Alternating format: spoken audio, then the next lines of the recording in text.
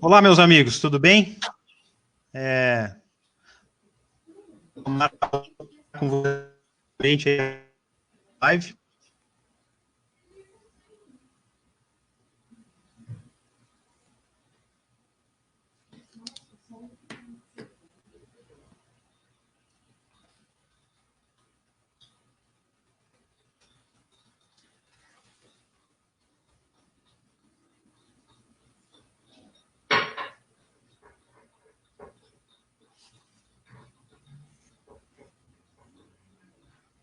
E se conectam, e isso vai sobrecarregando o sistema, e aí acaba que tem algumas leis, algumas não chegarem mais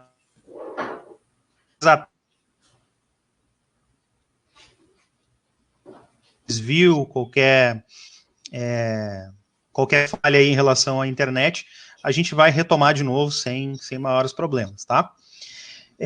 Obrigado pela participação de todos.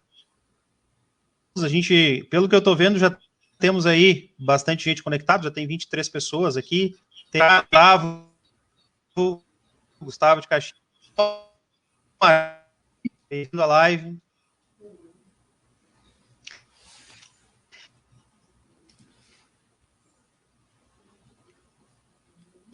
Bacana, show de bola. Giovanni também está por aqui. Obrigado por vocês estarem conosco aí. Bom, o tema hoje que eu e o André vamos estar discutindo com vocês, e é um tema muito interessante, já fez parte de muitos processos, que é o Hoshin Kanri, o elo de ligação que existe entre a organização e as rotinas, tá? Então, nós vamos basicamente passar em duas etapas, né? Na primeira etapa, o André vai fazer toda uma parte introdutória e vai abordar as questões-chave aí do Hoshin. Depois, eu abordo mais alguns tópicos e a gente vai trocando aí à medida que a live vai acontecendo. Ok? André, me ouve bem aí? Escuto bem, Laura. Então tá, então passo a bola para ti, André, e a gente vai trocando aí ao longo da live. Perfeito, obrigado. Pessoal, uma satisfação estar em contato com todos vocês aí. Muito obrigado por estar prestigiando a nossa terceira live aqui, que a gente está fazendo nesse período aí de pandemia. Na primeira live nós falamos um pouquinho sobre os motivos que levam algumas empresas a terem sucesso e a outras a não evoluírem de forma tão satisfatória assim, com a implementação do Lean System. Na nossa segunda live, nós falamos sobre Lean System e Indústria 4.0, né? Nesses tempos de Indústria 4.0, por que será que a gente ainda deve falar de Lean? Por que a gente ainda deve falar de Lean, né? Que ele serve como base, na verdade, para a Indústria 4.0. E agora, nós, nessa terceira live, vamos falar um pouquinho sobre Hoshin Kanri. Bom, eu queria já deixar todos vocês à vontade para, ao longo do nosso bate-papo aqui, colocarem dúvidas, perguntas, observações que vocês queiram, algum comentário, alguma contribuição a respeito do assunto, porque eu estou acompanhando aqui os nossos participantes, eu sei que tem muita gente aí que já tem uma longa estrada e conhece muito bem toda a metodologia, né, do Hoshin Kanri, então fiquem à vontade para darem as suas contribuições também. E também já vou alertar a todos que quem desejar receber o material que a gente está compartilhando aqui, deixe o e-mail de vocês, né? Uma forma da gente identificar quem tem interesse do material. Escreva o e-mail de vocês aí nos comentários, e aí ao final a gente vai colher todos esses e-mails e vai enviar o material que a gente está compartilhando, tá bem? Então a gente vai dar início aí ao nosso bate-papo a respeito de Hoshin Kanri. A gente fala que ele é o elo, né, entre as estratégias e as rotinas diárias, e aí a gente fala isso porque o Hoshin Kanri, ele é uma abordagem de desdobramento de estratégias, né? Vamos ver se a gente consegue já passar para o próximo. Isso aí, ótimo. A gente mostra nesses slides as empresas que a gente tem atuado e aquelas em que a gente já teve a oportunidade de apoiar a implementação do Hoshin Kanri, né?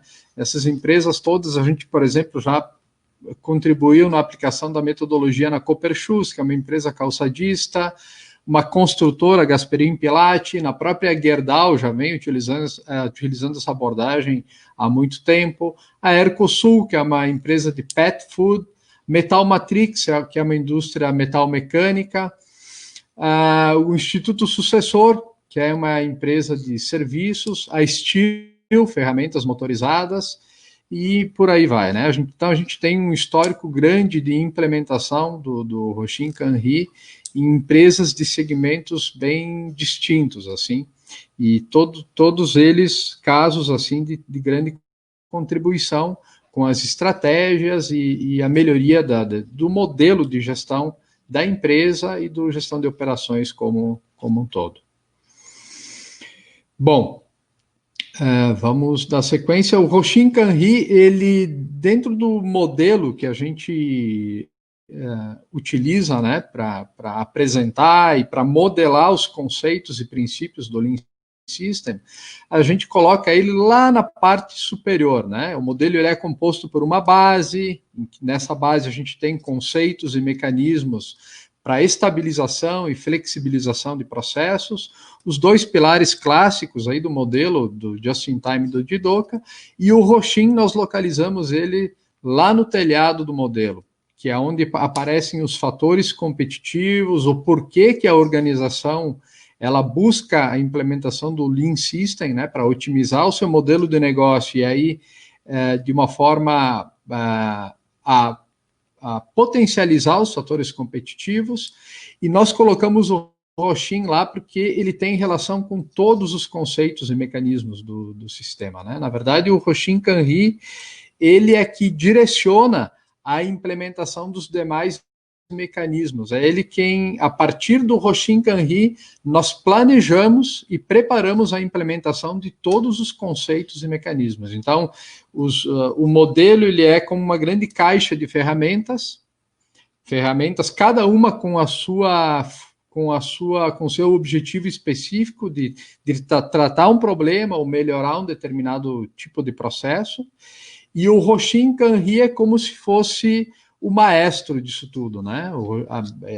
A abordagem ela vai dizer em que momento cada ferramenta e cada conceito ele é necessário para melhorar uma determinada parte da organização. Então é assim que a gente posiciona o Hoshin Kanri no modelo do Lean System. Bom, essa imagem ela representa então como ele funciona na prática, né? Primeiro um pouquinho do que significa o Hoshin Kanri, né? A palavra Hoshin é de origem japonesa.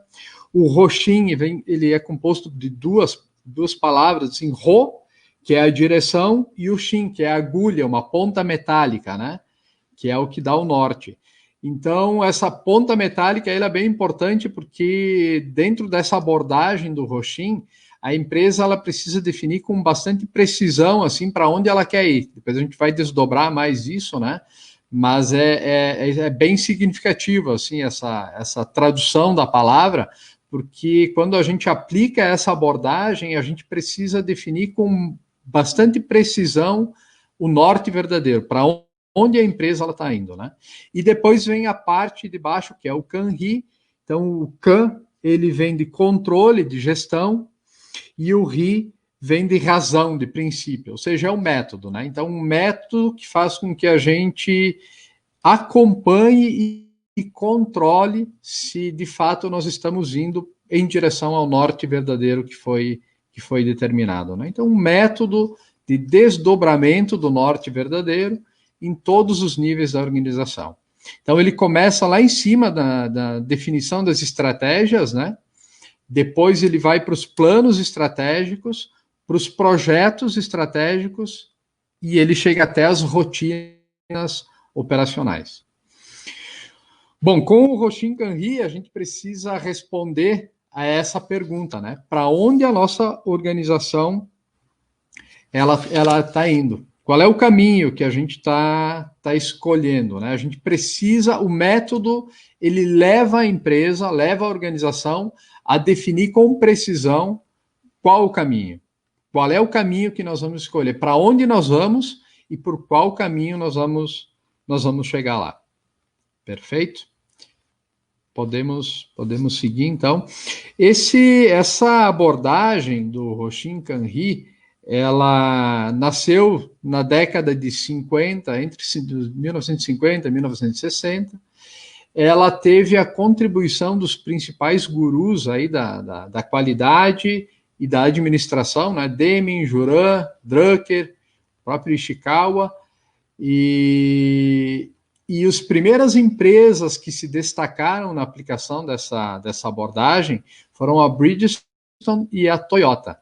E através da aplicação dessa abordagem, eles ganharam o prêmio Deming da qualidade pela aplicação da abordagem na condução, né, no desdobramento das estratégias da organização. Então, é daí que vem essa abordagem. De novo, né, umas primeiras aplicações nas indústrias japonesas, mas com esses gurus aí da qualidade e administração que vêm de outras partes do mundo. Perfeito? Podemos seguir, então. Bom, o Roshin Kanri, ele faz com que a gente defina com precisão, como eu falei, o foco, para onde a empresa está indo, e a gente precisa definir, então, quais são os principais obstáculos, né? Uma vez determinado para onde a empresa ela vai seguir, né? Quais são as principais metas estratégicas, quais são os principais objetivos e quais são as estratégias para se chegar lá.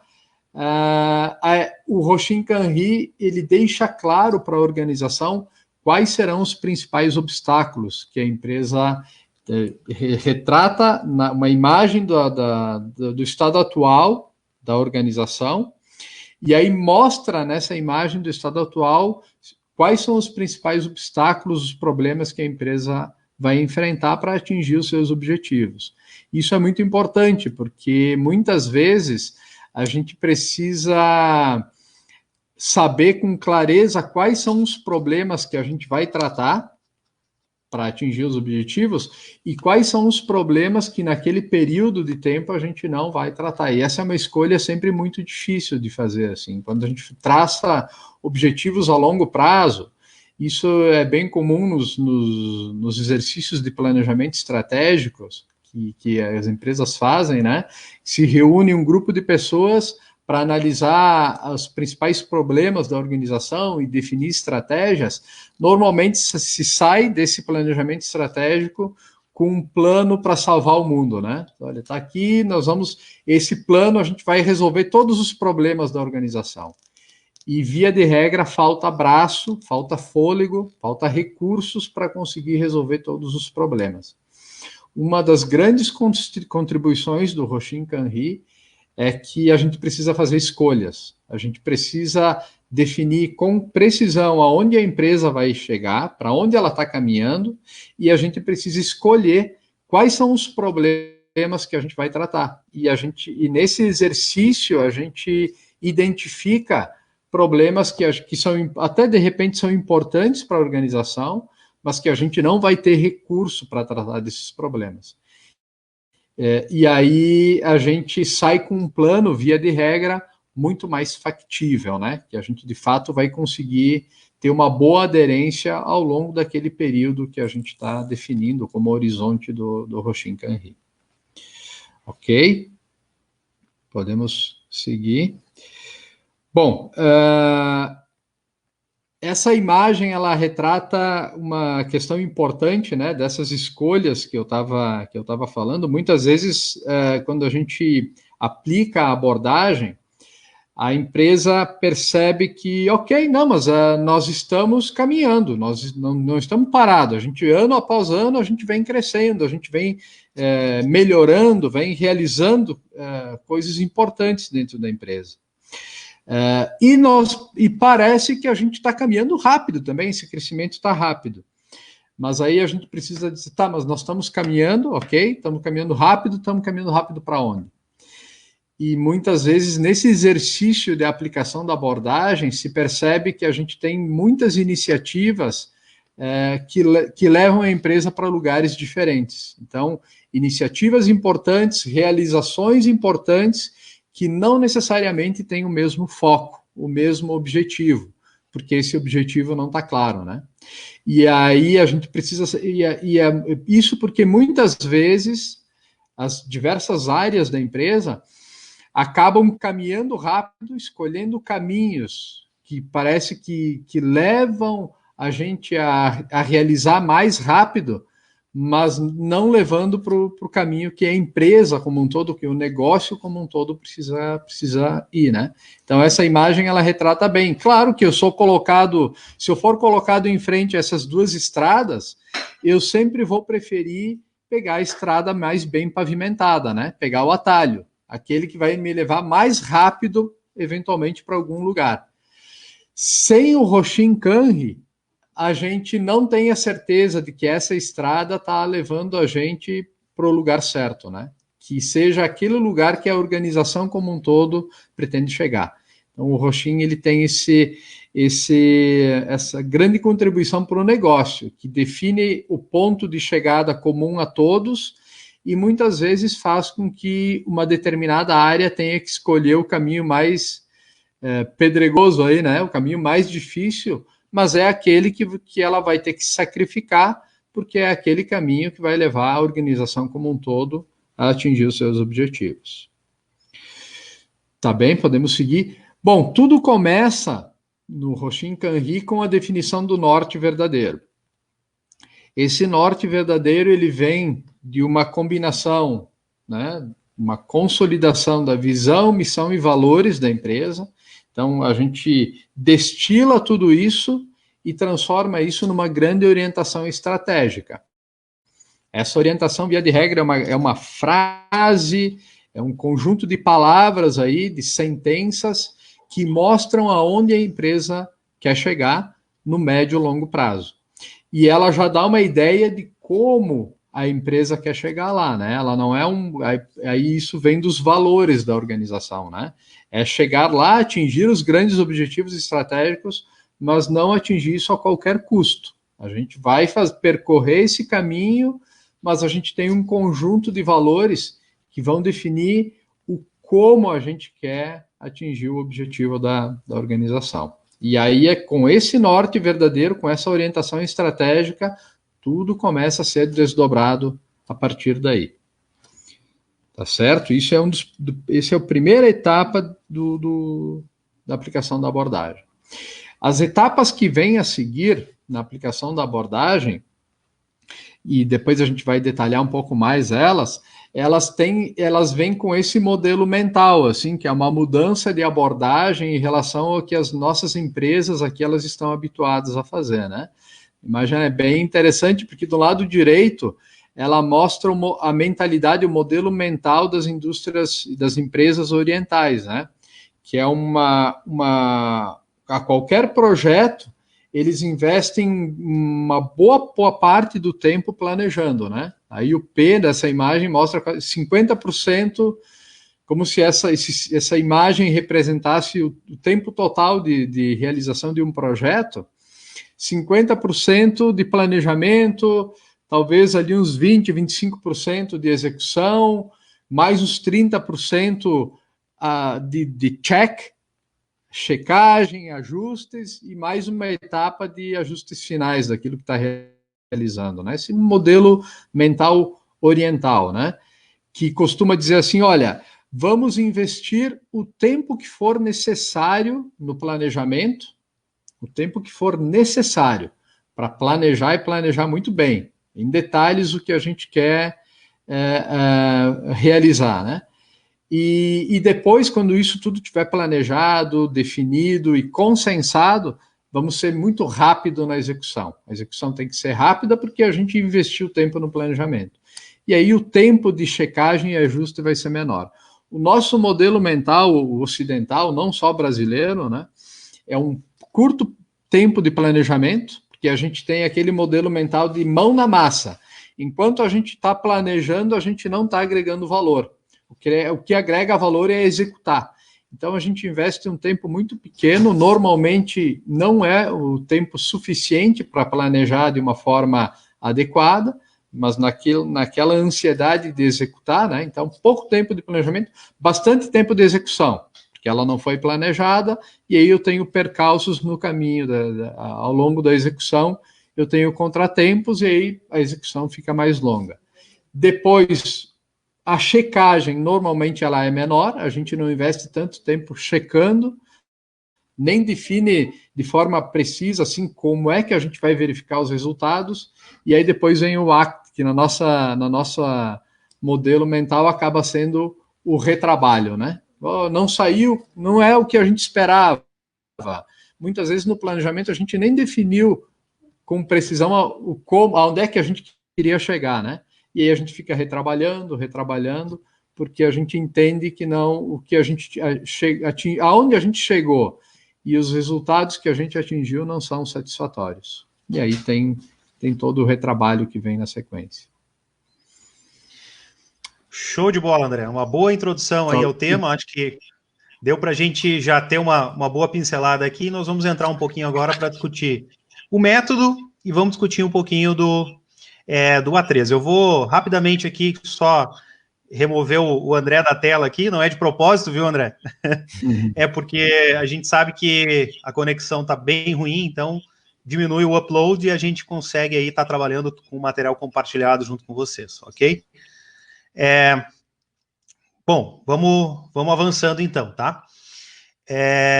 Bom, esse modelo mental clássico que o André explicou é o que a gente tem aí para aprender com os nossos amigos japoneses, né? Uma vez feito um planejamento razoavelmente longo, a gente executa rapidamente, né? No Brasil, a gente está mais acostumado a partir para o do e ter um planejamento muito pequeno, e o impacto disso é que a gente comete muitos retrabalhos ao longo da jornada. Então, é basicamente isso que acontece, ok? E o modelo mental do A3, ele prevê justamente essa ideia de que a gente precisa necessariamente planejar, né, aquilo que a gente quer fazer. Então, uma estratégia para que a gente possa efetivamente colocá-la em prática e a gente possa desdobrar em todos os níveis da organização, a gente precisa ter um bom planejamento. E o A3, embora, vocês já sabem, é corriqueiro, a gente repete isso, né? É uma folhinha de papel em tamanho A3, não é bem assim. Ela exige da gente um poder de síntese, de destilação, modelos mentais em relação a tratamento de causa de problemas, que algumas metodologias nós não encontramos, né? Então, quando a gente olha para esse template, né, esse template que está aparecendo na tela para vocês aqui, ele traz essa ideia, né? O P é a maior parte das etapas. Notem, a orientação estratégica, né, é uma parte do P. A definição das necessidades do negócio, uma outra parte do P. O estado atual, uma outra parte do P. O estado futuro ainda é P, tá, pessoal? Então, ter um estado futuro modelado não significa que eu estou executando. Eu estou planejando como as coisas precisam acontecer. Depois vem as ações efetivamente definidas, né? A gente faz o check e o act, né? Que a gente revisa esse plano, esse estado futuro. Uma vez tendo a gente atingido esse estado futuro, ele passa a ser estado atual em um próximo ciclo do Roshin. Então, por isso que o Roshin ele é um ciclo contínuo, né? Ao longo do tempo, e para cada estado futuro que a gente consegue atingir, a gente passa para que esse estado futuro seja um estado atual da organização. Uma grande discussão que a gente sempre tem aqui em relação à orientação estratégica é que quando a gente constrói ela tem essa ideia de sonho, né?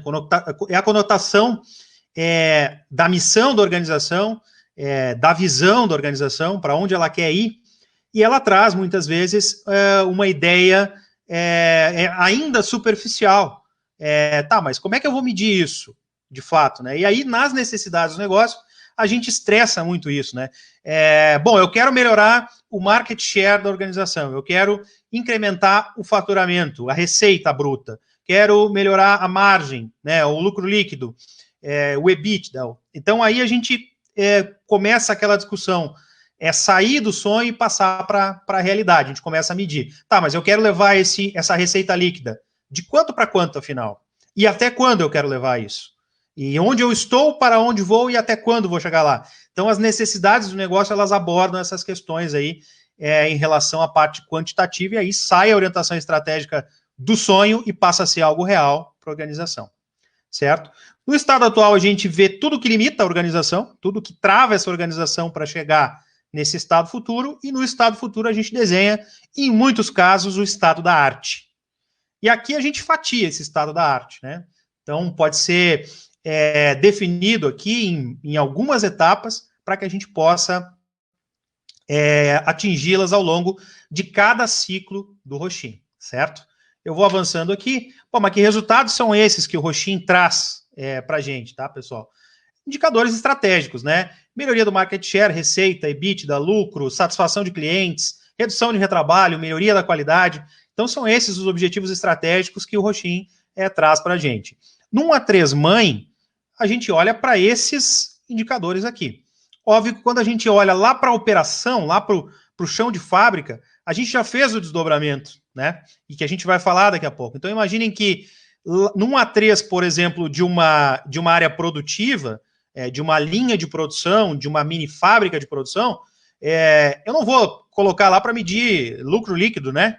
Porque não é essa a ideia. A ideia é que lá eu consiga medir aderência ao ritmo, bom, tá estável, não tá, eu consiga medir taxas de retrabalho, scrap, aderência ao planejado, volume produzido. Então é isso que a gente começa a olhar quando desdobra para as áreas aí, né? Numa área de apoio, como vendas, por exemplo, eu posso medir receita bruta segmentada aí por região, etc.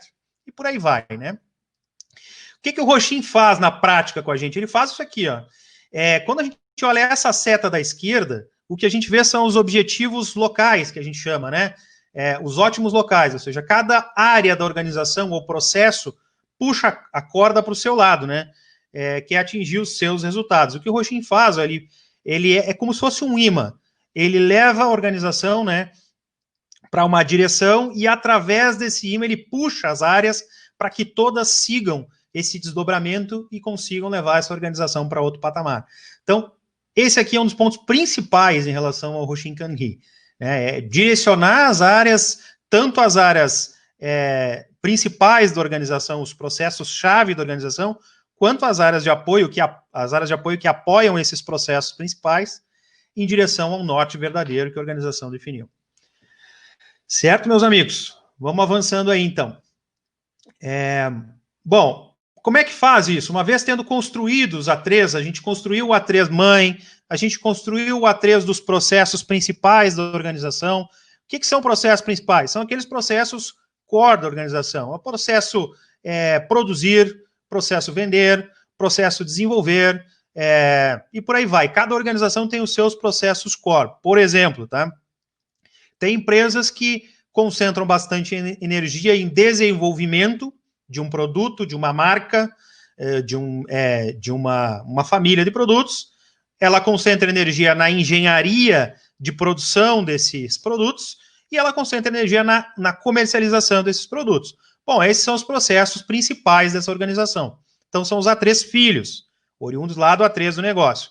Bom, mas lá na orientação estratégica da minha organização diz que eu quero ser expert em comercialização de marcas de produtos. Bom, e aí, será que produzir ainda é um processo principal dessa organização? Então, a gente pode ter essa discussão. Não, o processo principal dessa organização é desenvolvimento de projetos, desenvolvimento de marcas e comercialização. Bom, determinada organização concentra-se na engenharia. Bom, o processo principal dessa organização, por que não, né? Desenvolver produtos que atendam às necessidades do cliente. Então, isso varia de organização para organização. Se a gente pegar, por exemplo, empresas calçadistas, aí como Nike, Vans e outras, é difícil falar para essas empresas que o processo principal delas é produção, né? Óbvio, tem uma marca que sustenta aí. Agora, vamos pegar organizações, por exemplo, como Apple, por exemplo. É um exemplo clássico, né? A energia dos processos principais da Apple, com certeza não está na produção. Ela está em desenvolvimento de produtos e comercialização. Agora, vamos pegar uma empresa como, uma empresa automotiva, como a General Motors, por exemplo. O foco dessa empresa está em desenvolvimento de produtos? Está, como apoio, claro, mas ela tem processo produtivo que sustenta como core business dessa organização e comercialização como um segundo processo. Bom, nesse slide aqui, o que a gente aborda, pessoal, é basicamente o alinhamento, que é um dos pontos principais do Roxin, né? Imaginem que o que a gente faz com a definição dos indicadores do negócio é desdobrar quais são os indicadores dos A3 filhos, dos processos principais aí, para atender aquilo que o negócio está definindo. Uma vez tendo feito esse desdobramento, a gente também faz o alinhamento com os principais projetos que os A3 filhos estão tocando. E, sucessivamente, a gente alinha se os projetos do negócio estão alinhados aos projetos aí definidos nos A3 filhos. O importante é lembrar, pessoal, que essa matriz ela toma uma proporção bem grande quando a gente executa. Imaginem que numa empresa com 4 processos principais, um A3 do negócio e 5 ou 6 áreas de apoio, basicamente isso tudo tem que entrar nessa matriz de alinhamento. Nós temos que buscar o que a gente chama de solução de compromisso, né? Quais são os projetos que serão feitos naquele ciclo. Então, isso é importante ter, assim. Então, aqui, democracia, quando a gente constrói a matriz X, ela não faz muito sentido, né? O que faz sentido é o desdobramento dessa estratégia a partir da matriz X, certo? Ainda falando desse alinhamento vertical e horizontal, a gente tem o que a gente chama de catball. O que é o catball? O catball é de que forma eu consigo buscar essa solução de compromisso uma vez tendo feito essa matriz de alinhamento, né? Então, feita essa matriz de alinhamento, a gente tem que sentar com cada dono de A3, de cada área, seja ela de um processo principal ou de um processo de apoio, acordar os projetos-chave, discutir as metas que serão alcançadas a partir desses projetos e conflitos de recurso existente. Então, primeiro, discute metas e prioridades do negócio, prioridades da divisão, né, uma divisão do negócio, prioridade do departamento, prioridade da área, depois prioridade do time. Quer dizer, eu construo esse alinhamento, né, defino o que vai ser importante executar naquele ciclo para cada área da organização, e após isso, então, a gente monta como se fosse um acordo, um compromisso. A gente assina o A3, bom, a partir de agora, esse é o A3 para o meu próximo ciclo aí de 12 meses na organização. Certo, meus amigos? Vamos avançando aqui. Bom, mas e aí? Que método que a gente utiliza para isso, tá? Então, eu estou trazendo aqui para vocês, é um dos nossos métodos que a Somar tem abordado, tá? Esse aqui, ele está bem completo porque ele traz aqui uma parte do planejamento estratégico e como é que funciona a conexão desse planejamento estratégico com o desdobramento da estratégia Roxin Canri. Imaginem que nessa caixa laranja aqui que eu estou apresentando para vocês, a gente tem as etapas clássicas de um bom planejamento estratégico, né? Que vai lá da definição do negócio, qual é o meu negócio, processos chaves, estratégias, missão, visão, valores. A gente, inclusive, em alguns casos, revisa a missão, visão e valores da empresa, define a identidade dessa organização. A gente também define aí fatores externos da organização e fatores internos. E aí, para fazer esse planejamento estratégico, a gente usa as ferramentas clássicas, né? Tem lá 5 forças de Potter, QFD, matriz BCG, SWOT, etc., né? Então, quando a gente faz uso desses mecanismos, a gente está basicamente trabalhando no PR, né? No planejamento estratégico. Uma vez tendo feito essa etapa, aí a gente começa a construção do A3 do negócio. Então, o A3 do negócio, ele nasce a partir de uma estratégia construída com essas abordagens que estão aqui definidas. Feito isso, A gente parte, então, para a definição do norte verdadeiro, definição das metas-chaves do negócio, estado atual, estado futuro, projetos estratégicos, e faz o desdobramento para os A3 das áreas, dos processos principais, do apoio. Né? Então, notem aqui, pessoal, que se isso aqui, né, o PE, não está bem construído, o Rochin, ele vai trazer essas discussões e essas necessidades de talvez estar revisando esse planejamento estratégico, né, de estar discutindo estratégias definidas, porque o Rochin vai focar na execução disso. Né? Ele não vai entrar para dentro se uma estratégia está bem definida ou não está bem definida, mas ele vai apontar para vocês os desvios que existem em relação a essa estratégia definida para que a gente possa desdobrar. Ok, meus amigos? Então, aqui a gente fala de pensamento A3. Aqui em cima a gente constrói um lastro, uma base, para chegar no A3.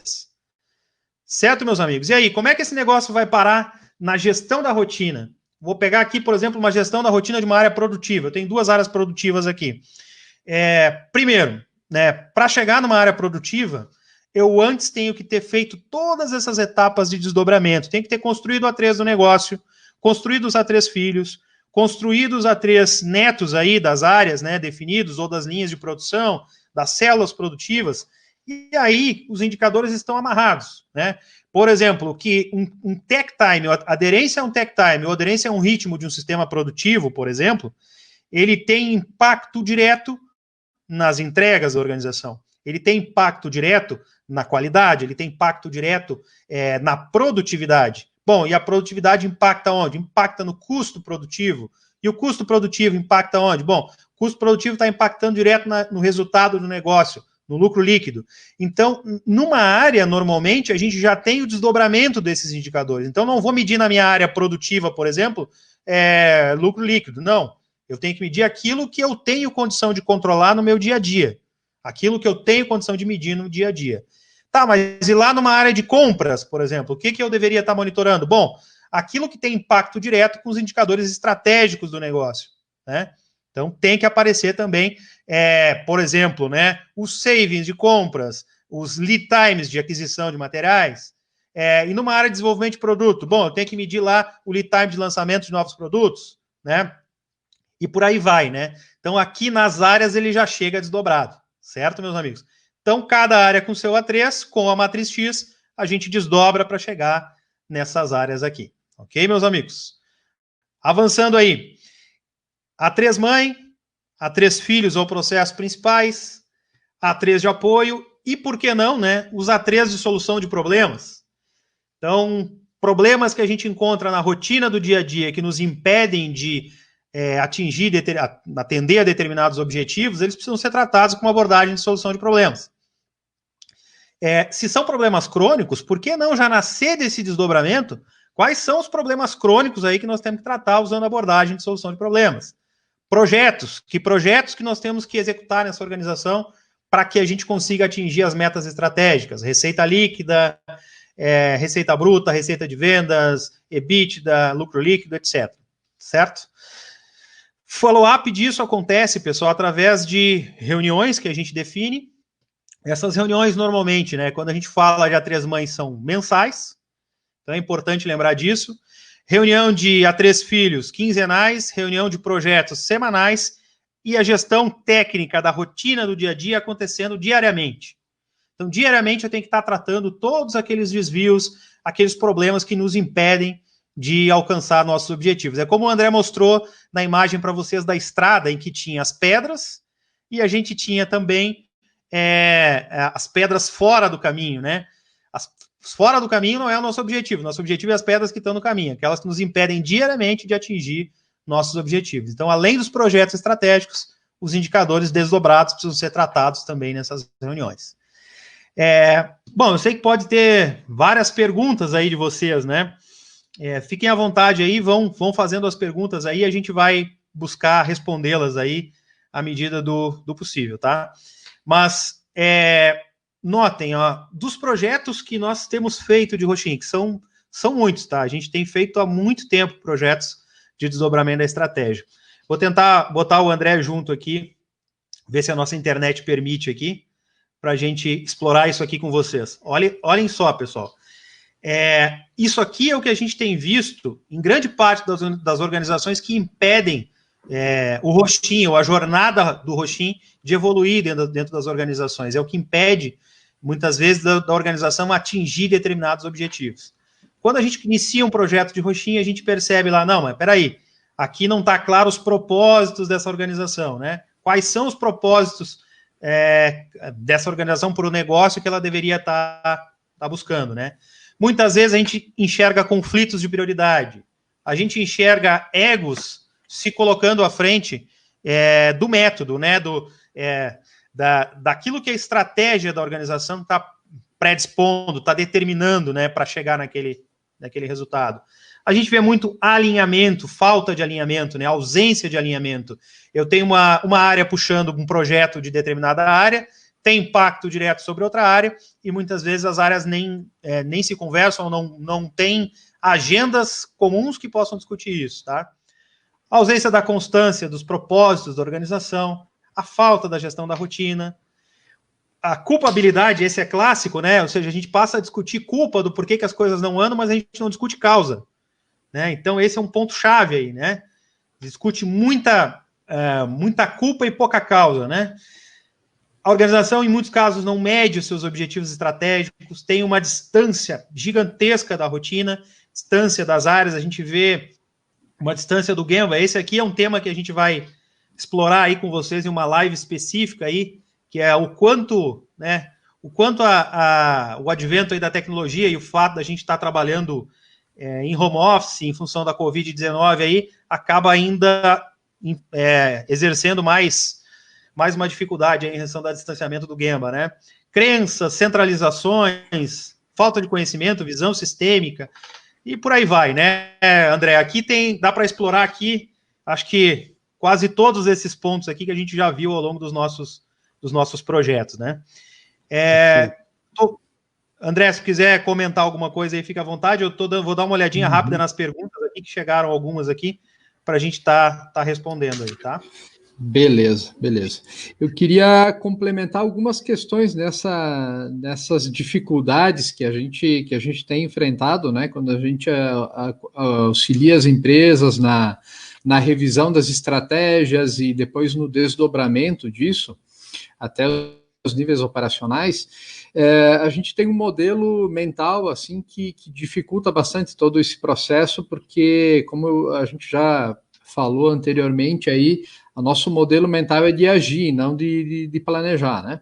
Então a gente encontra muitas empresas que dizem, não, a gente é uma empresa pequena, tem poucos recursos, a gente não tem tempo e não tem recursos para ficar planejando muito, nosso negócio é agir.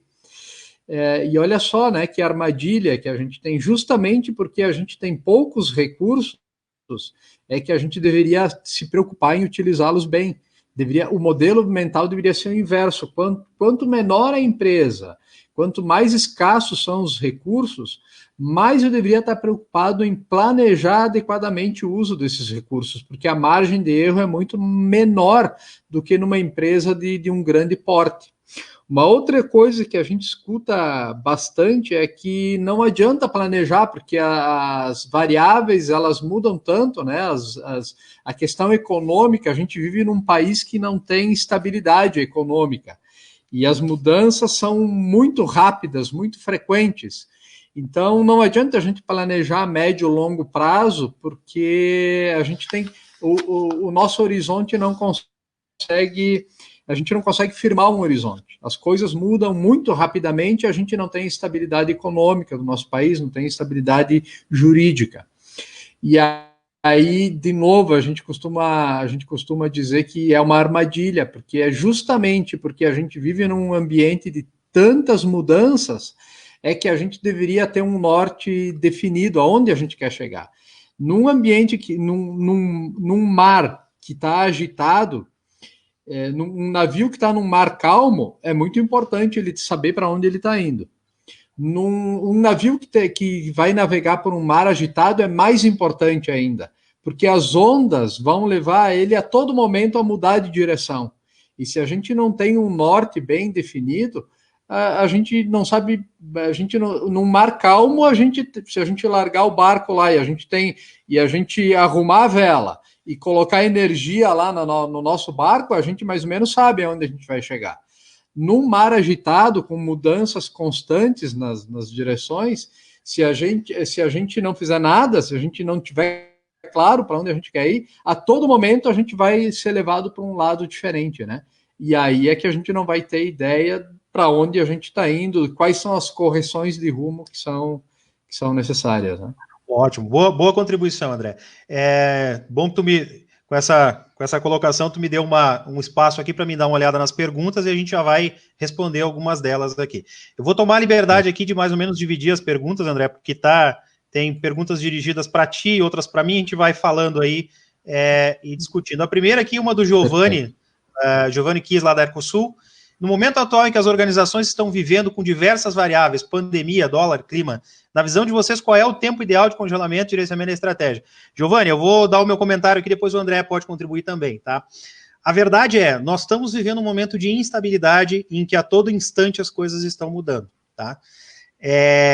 Um bom planejamento, né, a gente executa ele minimamente para um ciclo de 12 meses, tá?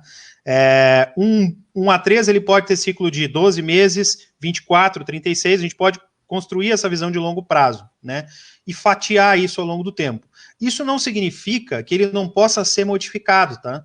A gente normalmente faz revisões trimestrais ou até semestrais, se forem necessárias. Mas mensalmente a gente tem que estar revisando a aderência ao atendimento dessa estratégia. Imagina, Giovanni, que se a gente, por algum motivo, não está conseguindo atingir essa estratégia, esses projetos não estão acontecendo, os indicadores não estão se movendo, a gente consegue perceber isso com uma velocidade muito maior, diariamente, semanalmente, mensalmente. E aí a gente consegue rediscutir a estratégia, se necessário, dentro do primeiro trimestre. O cuidado que a gente tem que ter aqui, tá, é só para não construir um plano congelado, que nunca se altera, a ponto de eu levar a organização para um lugar que ela não quer estar, ou até colocar em risco o negócio por ter uma estratégia que nunca se modifica, ser estática. O mundo está mudando e a minha empresa não está mudando, né? Então esse é o cuidado, e o inverso também vale. Assim, eu mudo a todo instante, eu faço tanta intervenção e eu mudo a estratégia a todo instante que eu não consigo deixar para as pessoas ou para as áreas da minha organização um norte verdadeiro. Eu mudo o norte a todo instante. Então, que norte verdadeiro é esse? Que a cada mês, a cada trimestre, eu altero o norte da organização. Eu posso mudar muitas vezes o como, ou como eu estou medindo, ou como eu estou realizando, mas o norte da organização é mais complicado ter alterações de curto prazo, certo? André, tu quer contribuir aqui? Perfeito. Isso aí, Lauro. Talvez agora, nesse momento que a gente está vivendo, o que daria para também ajudar seria o seguinte: a gente quando implementa o Roxinha, a gente costuma definir prazos assim para fazer as revisões, né? E cada revisão a gente mais ou menos define o que pode ser ajustado no A3, como o Lauro já tinha comentado. Uma pandemia, uma questão totalmente inédita como essa, ela é um fator assim que ninguém espera, né? E ele causa uma mudança bem significativa. Então, o que a gente costuma recomendar às organizações é que se tenha um calendário de revisões, no caso do Roxin, um calendário anual para a revisão dos A3, um calendário semestral para a revisão de alguns indicadores e algumas outras mudanças menores trimestrais. Mas quando ocorrer uma mudança tão significativa fora das paredes da empresa, que se faz necessário uma revisão. Então, num caso desses, como a pandemia, eu diria que é um caso extraordinário e que quando ela iniciou e que as empresas começaram a sentir o impacto, aquelas que já tinham a abordagem implementada, o Roxin construído, elas foram obrigadas a traçar novos cenários, que lá talvez quando elas fizeram o Roxin em outubro, novembro, dezembro do ano passado, esse cenário não estava posto. Então, quando eles se depararam com essa nova situação, foi necessário revisar. E a partir daí, que talvez essa revisão aconteceu em fevereiro, março, quando a gente começou a sentir os impactos de forma mais forte aqui, né? se desenhou cenários. E agora vamos percorrer esses cenários até que eventualmente surja um novo marco, um novo evento que seja tão importante quanto esse da própria pandemia, né? Senão a gente, a partir dos cenários que foram traçados, a gente seguiria o curso para mais 3 meses, 6 meses, né? Isso aí, André. Beleza. Tem uma pergunta aqui do Marcos Guilherme Burger, direto para ti. Acho que um pouco a gente já respondeu, mas acho que vale um complemento aqui, que é o seguinte, ó, André, nos tempos atuais onde o mercado competitivo muda com velocidades exponenciais, ou seja, o verdadeiro norte se altera nas empresas, e aí antes de concluir o seu ciclo de planejamento, quais seriam os pontos de atenção aí para essas empresas para que o plano não esteja defasado, né? E isso é fato, né? A gente termina a construção de um plano se houveram muitas mudanças, como essas que aconteceram aí atipicamente, né? Esse plano está defasado. Eu vou tecer só um ponto aqui importante aqui para o Burger, depois tu complementa, André. Mas assim, ó, nós vimos muito, tá? Mesmo antes da pandemia, organizações começando o planejamento estratégico anual em outubro, tá? Para entregar esse plano em dezembro, né? Uma vez tendo entregue o plano em dezembro, entra janeiro com execução, né? Nós já vimos empresas começarem o plano em dezembro, concluírem em dezembro e entrar janeiro com o plano rodando, né? Já vimos empresas começarem o planejamento em dezembro e iniciar em março, né? Então, assim, esse delay que existe entre eu ter um plano, conceber um plano e colocá-lo em prática, ele é venenoso em relação a isso que o Burger colocou. A gente já viu muito isso. A organização começa em outubro um planejamento estratégico. Aí é para concluir em dezembro, muitas vezes não conclui, avança dentro do ciclo do ano. Janeiro fechou o plano na volta das férias e começa a execução, já é tarde. Esse plano, ele necessariamente tem que ser fechado dentro do ciclo da organização, de preferência ali em 2 semanas no máximo está fechando esse plano, né, numa velocidade razoável para colocá-lo em prática já a partir da 3ª semana já colocar em prática, né? André, pode complementar aí a questão do Burger aí. Perfeito, Laura. E o que a gente percebe assim é que as empresas, quando elas iniciam a adoção da abordagem, elas vão melhorando, né? Vão ganhando musculatura. Então, nos primeiros ciclos, do início ao final do processo, se leva até muitas vezes 6 meses. Depois, no segundo ciclo, isso vai reduzindo. O ideal é que em 1 a 2 meses a gente conseguisse rodar todo o processo do Roxin, né? E em relação à questão do Burger, eu diria que a gente sempre, quando implementa, define aqueles prazos para fazer as revisões e o que revisar em cada prazo, né? 3 meses, 6 meses, 12 meses. Os fatores que mais nos obrigam a alterar esses planos, via de regra, são mudanças, mudanças no mercado externo, novos concorrentes, novos produtos lançados pela concorrência, alguma dificuldade de suprimentos, algum problema mais grave na cadeia de fornecimento que a gente tenha, ou alguma dificuldade interna, né? Alguma reestruturação interna, algum grande problema interno que faça com que a gente precise revisar aquelas estratégias, aqueles planos que a gente estabeleceu lá no início do processo. Então, normalmente são esses fatores assim que obrigam a gente fazer as alterações. Show de bola, André. Mais uma pergunta aqui do Diego, e o Diego faz até uma menção a uma frase clássica que a gente costuma falar durante o desdobramento, né? Me diz como me mede e eu te direi como gerencio. Sobre o desdobramento de indicadores, como garantir que o indicador seja desdobrado de maneira adequada para as áreas, ou seja, que todos façam força na mesma direção. Bom, olhando para o método, Diego, assim, tem 2 pontos chaves aí, né? Primeiro, né, alinhamento vertical e horizontal. Então, eu tenho que ter alinhamento. Eu tenho que construir a matriz X. Quando a gente faz a construção do A3 e começa a alinhar um A3 com o outro, a gente percebe essa dificuldade, né? Matriz X, ela é grande, extensa e não é fácil de construir. Ela exige que as pessoas trabalhem em conjunto para alinhar indicadores e projetos, e indicadores com indicadores, e projetos com projetos. Ou seja, projetos que concorrem a recurso, projetos que buscam atender os indicadores, isso tem que estar tudo alinhado. E normalmente a gente bypassa essa matriz X, tá? A gente não quer realizar essa matriz X, acha que é complexa e burocrática. E aí que a gente começa a cometer o erro de cada seta buscando a sua direção. Eu construo o A3, faço a definição clara do estado atual, do estado futuro, defino projetos, mas não alinho com ninguém. Aí o A3 passa a ser meu, né?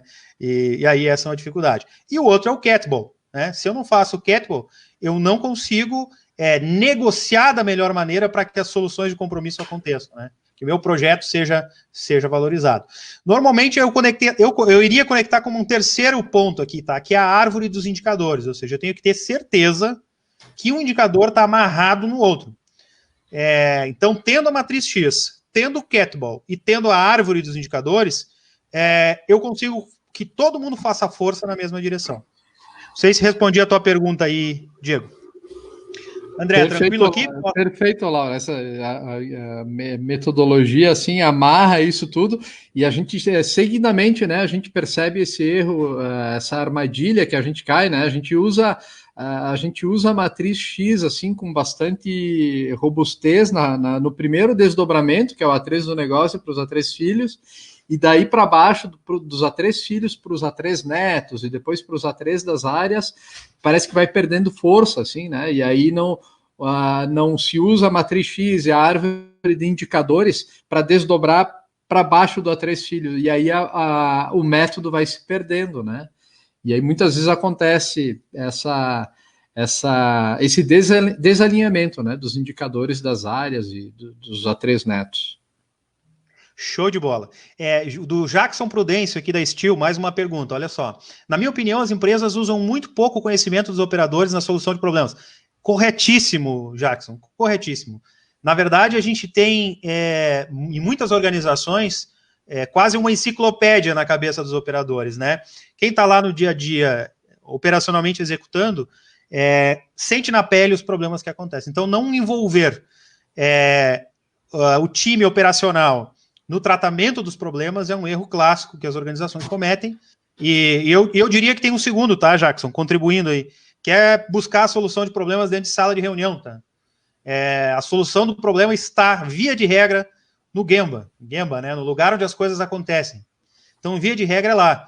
Então, buscar a solução de problemas somente offline é complicado, né? Tem que ir lá e eu sempre digo isso, né? Tem que caminhar com os pés, né? Caminhar com os pés. Tem que ir lá e tatear um pouco, sentir um pouco o problema e envolver o operador faz parte disso, certo?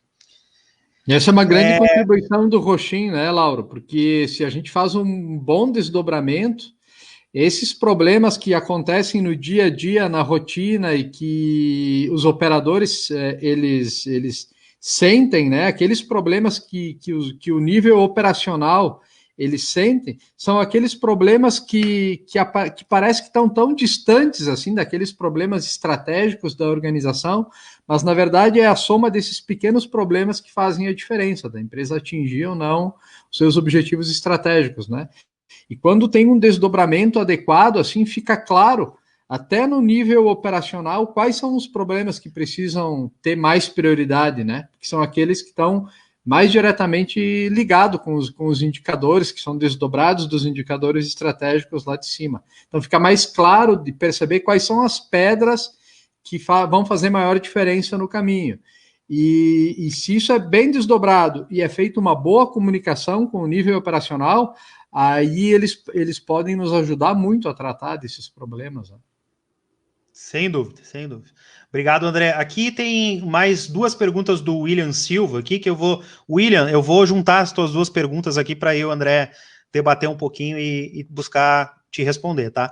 A primeira delas aqui é que tu comenta que num cenário onde há tantas mudanças, né, podemos dizer que o norte verdadeiro deve ser cada vez mais macro. Bom, a resposta é sim. Normalmente um norte verdadeiro ele tem essa ideia de sonho, de macro, né? Óbvio, né? Para não estar mudando a todo instante. Qual é o conselho aqui, né? A recomendação é porque assim, se eu não transformo esse sonho em algo mensurável, que eu possa realmente medir, que não tenha claro aonde eu estou em relação a esse indicador, você saiu lá do norte verdadeiro da visão do sonho e passou para um indicador que você vai medir se você está chegando lá.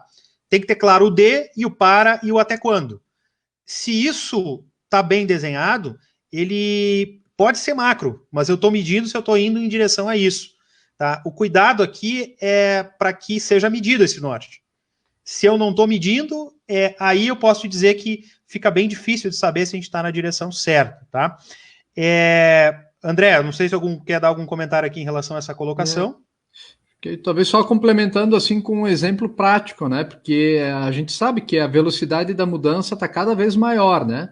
Mas se uma empresa ela determina que a visão dela, o que é o norte verdadeiro dela, é ser a número 1 daquele segmento de negócio em que ela atua, ou ser a número 3 no nível nacional, enfim, produzindo um determinado tipo de produtos ou comercializando uma determinada gama de produtos ou oferecendo um determinado serviço, ela quer ser a número 1, dificilmente essas mudanças tecnológicas que a gente está enfrentando e cada vez mais rápido, ela vai alterar esse nosso norte verdadeiro. Não, eu já estabeleci uma visão de mais médio e longo prazo, né? Eu quero ser a número 1 nesse segmento de negócio em que eu atuo.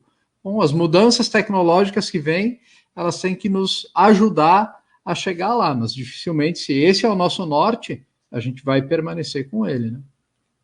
Tá bom. Em relação à segunda pergunta aí do William, né, que bom, o Rochin substitui o planejamento estratégico? Boa pergunta, excelente pergunta, porque a nossa abordagem traz isso muito, muito claro, né, assim.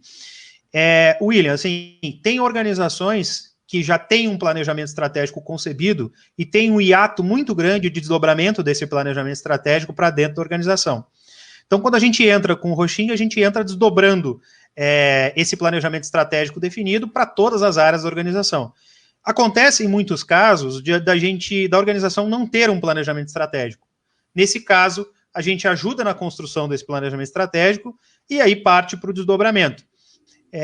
Num primeiro ciclo, a gente entra direto com o Rochin, porque aí a gente constrói primeiro uma visão de um norte verdadeiro e desdobra esse norte verdadeiro, e num segundo ciclo a gente complementa. Então, assim, as abordagens, elas são complementares, elas se complementam, a gente consegue utilizá-las, mas o Rochin, ele pode ser utilizado sem eu ter ainda o planejamento estratégico concebido, caso eu tenha necessidade de executá-lo sem fazer uso do PE, né?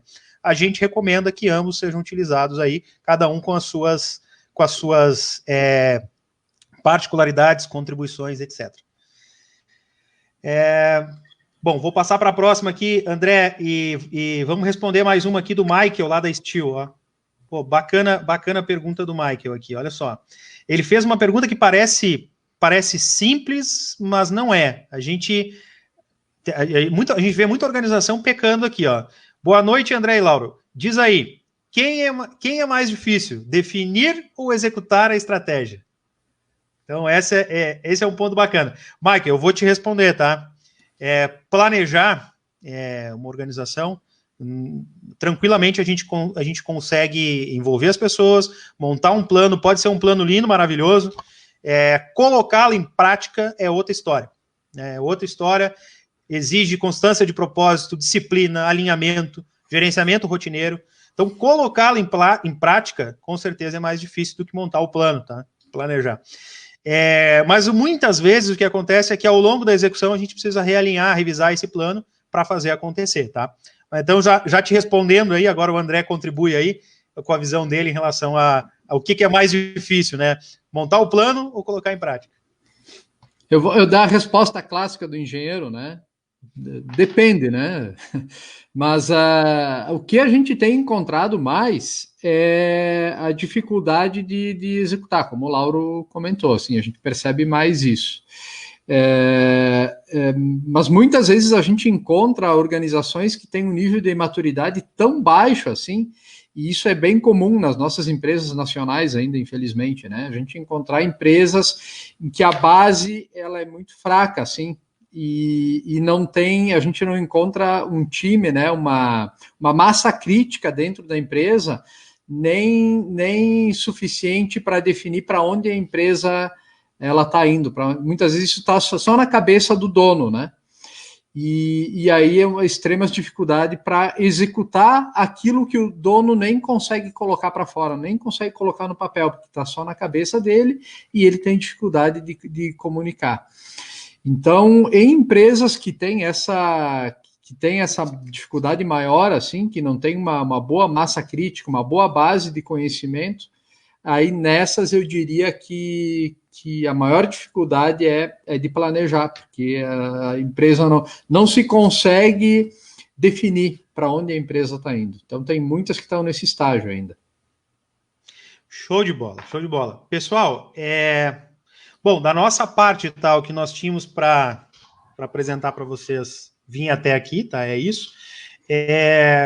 Ficou aqui só uma questão em relação à literatura, tá? Recomendada, e a gente sempre gosta de fechar com a literatura, né? Para ficar claro aí. A gente recomenda essas 4 bibliografias clássicas aí, tá? O Fazendo Acontecer a Coisa Certa, né? Esse aqui é do Pascal Denis. É um bom livro aí para iniciar a jornada do Roshin, tá? Tem o Roshin Kanri for the Lean Enterprise, esse aqui é bacana, do Jackson, também é uma boa literatura. Tem um antigão aqui, pessoal, e é muito bom também, é bom sempre visitar essas literaturas mais antigas. Básico, né, o gerenciamento pelas diretrizes do Falcone, né, então tem muita coisa bacana para a gente utilizar aqui, e o Pensamento A3, para que a gente possa fazer a correta concepção, a boa concepção aí dos A3. Certo, meus amigos? Bom, espero que a gente tenha conseguido responder todas as perguntas. Deixa eu passar, se não tem mais. Acho que não tem mais nenhuma. Um comentário tem uma do Maurício aí. Maurício aqui, show de bola. Vê o que o Maurício está colocando aqui. Em relação ao norte, estabelecer o norte verdadeiro é fundamental para que todas as áreas saibam onde a empresa está indo. Maurício, assim, ó, concordo, assim, e é unânime isso entre eu e o André, assim, não tem como a gente fazer a organização se mover em direção a algum lugar que não seja compactuado por todos dentro da organização, né? E aí, mesmo que sejam através de soluções de compromisso, certo? Vamos ver o que nós temos mais assim. Bom, acho que fechamos aí. Pessoal, muitíssimo obrigado pela participação de vocês. A gente pede novamente desculpa pela internet. A gente entende que nesse período de pandemia aí, a internet tá bem ruim, as conexões não são ruins. Nós temos trabalhado para isso, tá? Nessa conexão de hoje a gente usou conexão via cabo, a gente usou compressão de material para tentar melhorar a taxa de upload, configuração para aumentar a taxa de upload, ainda assim a gente teve problema, tá? Estejam conosco nas próximas lives. Se vocês quiserem que a gente trate algum tema específico, mandem as sugestões de vocês. Já teve sugestão bacana que o pessoal mandou e a gente gostou muito, assim. Teve uma sugestão de um de vocês que chegou, inclusive essa do Roxinha, ela é um pedido, né? Mas teve uma sugestão de um dos colegas que foi o seguinte, um dos amigos nossos aí de longa data, que para a gente discutir essa questão da dificuldade em ir ao Gemba, de estar no Gemba, num período em que as pessoas estão trabalhando através de home office, né? E aí acabam envolvendo muitas pessoas em reuniões, fazem uso de recursos da tecnologia. Como não perder isso que o Lean traz, né? Essa visão de estar no Gemba, né? De fazer as coisas acontecer, de fazer o Gen de Genbutsu, né? Como tem que ser feito. Como não perder isso e usar a tecnologia a nosso favor? Com certeza vai ser uma das próximas lives e nós vamos convidar um timezinho aí para estar discutindo sobre esse tema de diferentes organizações. A gente vai trazer aí 2, 3 organizações para dar o seu parecer sobre essa questão do home office no período de pandemia. Certo, meus amigos? André, mais alguma colocação aí? Só agradecer a todo mundo e fiquem ligados aí nos nossos canais aí que a gente em breve vai estar divulgando a próxima live aí. Muito obrigado. Obrigado, meus amigos. Se vocês quiserem que a gente envie o material para vocês, deixem o e-mail de vocês nos comentários. A gente vai mandar o material depois da live para vocês. Esse material que a gente usou como de costume, né? A gente manda aí para que todo mundo tenha. Tá bom? Abração a todos e até mais. Um abraço.